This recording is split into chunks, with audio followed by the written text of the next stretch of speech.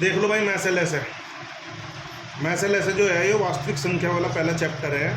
तो उसमें हम आपको शॉर्ट ट्रिक बता रहे हैं बस कि इसमें मैसेज ऐसे को किस तरह के सवाल आने की संभावना है, एक्सरसाइज निकाल लियो खुद।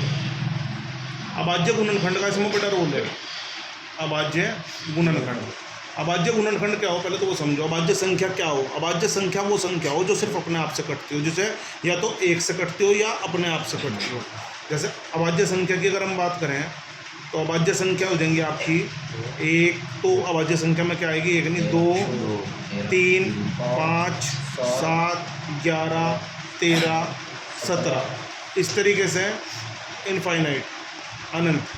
ये संख्याएं या तो खुद से कटेंगी या अपने आप से कटेंगी। और एक बात देखो, इन सब संख्याओं में अकेली 2 एक ऐसी संख्या है जो सम है, बाकी सब विषम है। तो सबसे छोटी संख्या भी है अभाज्य संख्याओं में और अकेली है सम। तो सम संख्या सबसे छोटी संख्या और अभाज्य संख्या ये 2 है। ठीक है जी। अब बात आती है मैसे और लैसे की।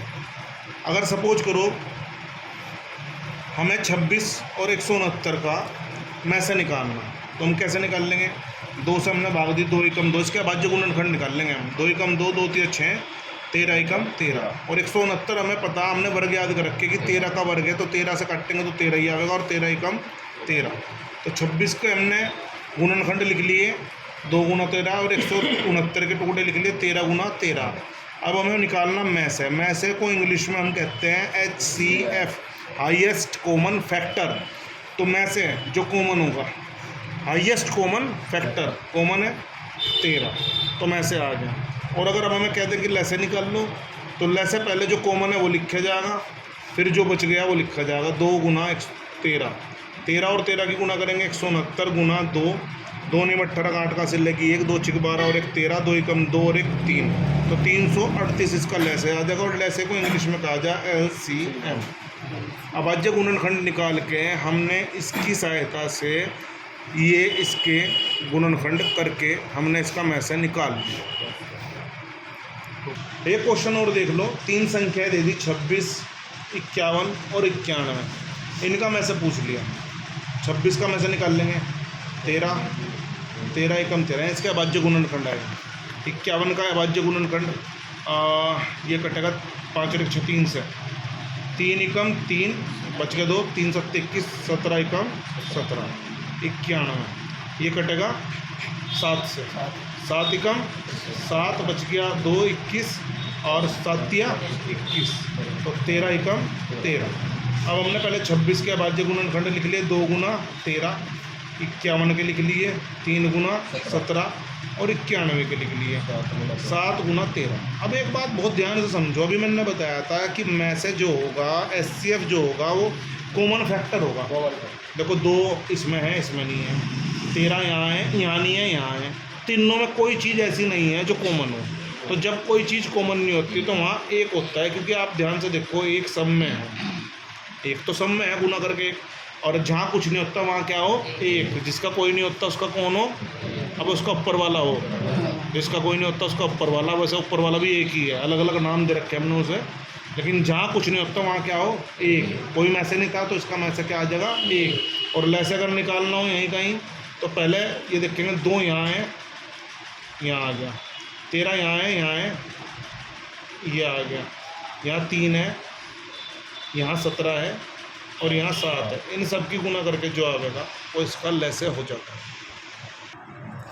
मैसे और लैसे के बारे में मेरे हिसाब से आप लोगों की समझ में आ गया होगा।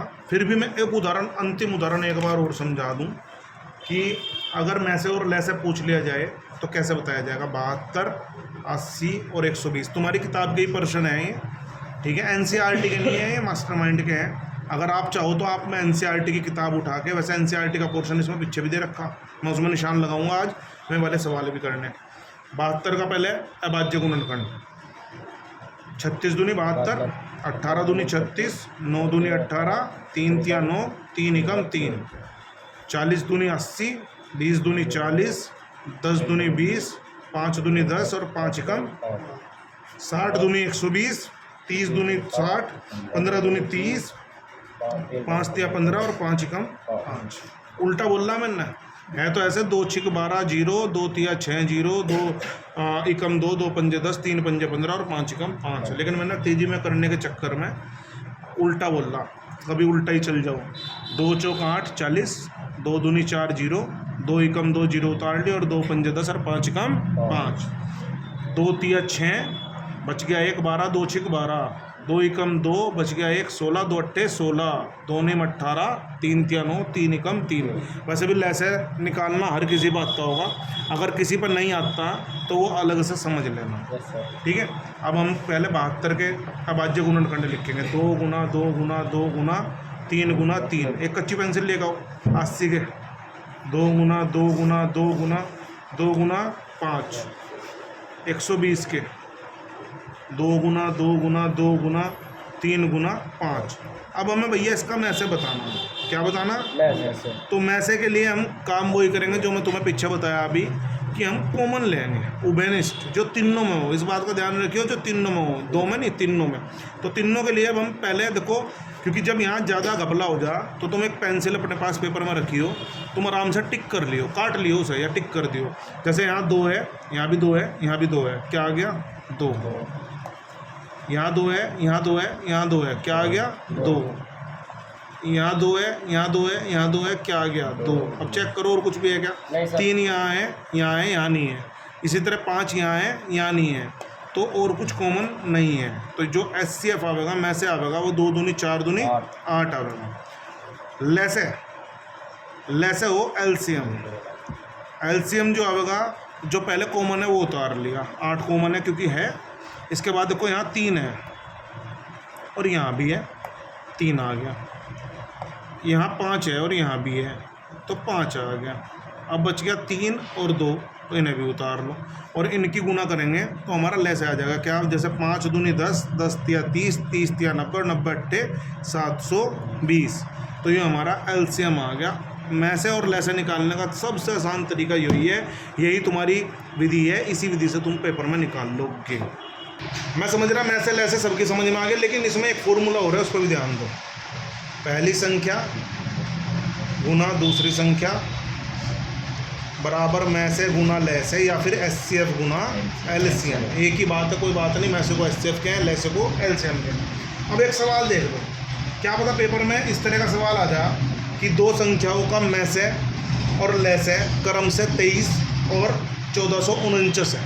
अब क्रम से कहा इसने, 2 चीज़ें कही इसने कि भाई 2 संख्याओं का मैसे, सपोज मैसे को HCF भी कह सके कि 2 संख्याओं का HCF और LCM क्रम से 13। जब क्रम से वर्ड आ जा तो जो चीज़ पहले है वो पहले है, जो चीज़ बाद में है वो बाद में है। पहले वाली जैसे मैसे पहले है तो 13 मैसे है। इन्हें कहा ना 2 संख्याओं का मैसे और लैसे क्रम से 13, तो 13 मैसे है और लैसे या LCM हो जाएगा 1449। फिर इसने आगे कहा यदि पहली संख्या या एक संख्या, पहली संख्या 207 है तो दूसरी संख्या ज्ञात करो। अब हमारे पास अगर ये फॉर्मूला है तो हम इससे फटाफट निकाल देंगे। पहली संख्या गुना दूसरी संख्या बराबर में से गुना लैसे। तो हम पहली संख्या के नीचे तो पहली संख्या लिखेंगे 207, दूसरी संख्या झुका तो क्योंकि हमें निकालना। मैसे के नीचे HCF के नीचे मैसे के नीचे हम लिखेंगे 13 और लैसे के नीचे हम लिखेंगे 1449। अब एक बात का ध्यान दो, ये गुना में है तो बराबर के इधर जाएगा कहाँ? भाग में। तो 13 गुना 1449 बटे 207।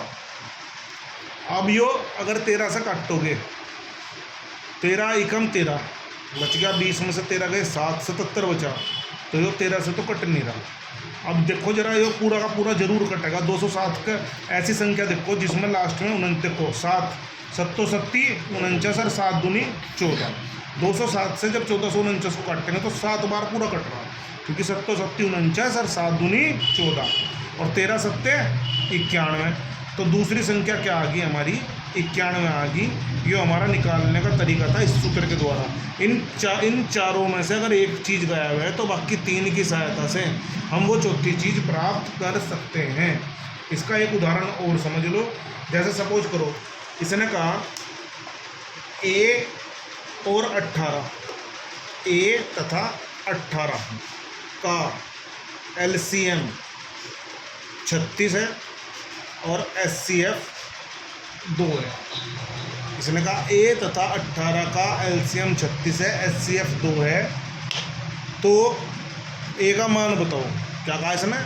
ए तथा 18 का एलसीएम 36, एचसीएफ 2, तो ए का मान बताओ। सूत्र ये लिखेंगे, यहाँ ये लिख लियो, पहली संख्या गुना दूसरी संख्या बराबर में से गुना लेस है, एचसीएफ गुना एलसीएम। लो लिख भी दूँ यहाँ, पहली संख्या गुना दूसरी संख्या बराबर एचसीएफ गुना एलसीएम। रखो भाई, पहली संख्या के नीचे ए गुना 18 36 गुना 2, ए बराबर 36 गुना 2, ये गुना में है, भाग में चला गया, 18 दूनी 2 दूनी, तो ए का मान कितना आ गया भैया? 4। क्वेश्चन इस तरह का भी आ जा, ये भी समझने की चीज़ है, कन्फ्यूज करने के लिए।